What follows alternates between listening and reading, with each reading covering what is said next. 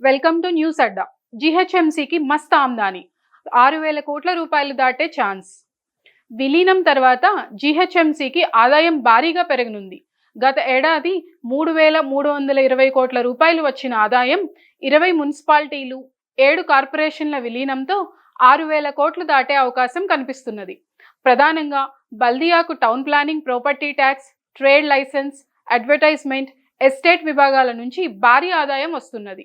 విలీనం కాకముందు town planning నుంచి సంవత్సరానికి 1000 కోట్ల రూపాయలు వచ్చేది. ఇప్పుడు రెండింతలు పెరిగే అవకాశం ఉంది.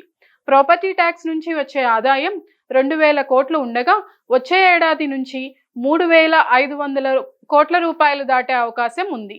మరోవైపు మిగిలిన విభాగాలు, పన్ను వసూళ్ల నుంచి కూడా విలీన ప్రాంతాలను భారీగా ఆదాయం వచ్చే ఛాన్స్ ఉందని అధికారులు చెప్తున్నారు.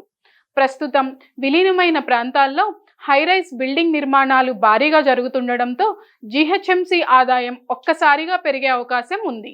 ఇప్పటి వరకు ఈ బిల్డింగ్లను హెచ్ఎండిఏ జారీ చేసిన అనుమతులన్నీ ఇకపై జీహెచ్ఎంసీ ఇవ్వనుంది.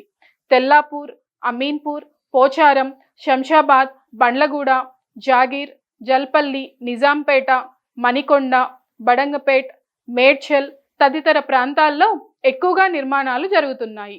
వచ్చే ఆర్థిక సంవత్సరంలో ఈ ప్రాంతాల నుంచే సుమారు 1000 కోట్ల ఆదాయం జీహెచ్ఎంసీకి వచ్చే అవకాశం ఉంది. హెచ్ఎండిఏకి తగ్గిన ఆదాయం పూర్తిగా జీహెచ్ఎంసీకి బదిలీ అవుతుందని అధికారులు అంచనా వేస్తున్నారు. ప్రస్తుతం జీహెచ్ఎంసీకి 5,500 కోట్ల రూపాయలు అప్పులున్నాయి. రెగ్యులర్గా తిరిగి చెల్లిస్తుండడంతో అసలుతో పాటు మిత్తి కూడా తగ్గుతుంది. ఇప్పుడు ఆదాయం పెరుగుతుండడంతో అప్పులు తిరిగి చెల్లించేందుకు మరింత ఈజీగా ఉంటుంది. అలాగే ఒకవేళ అభివృద్ధి కోసం అవసరమైతే మళ్ళీ అప్పులు కూడా పుట్టే అవకాశం ఉంది.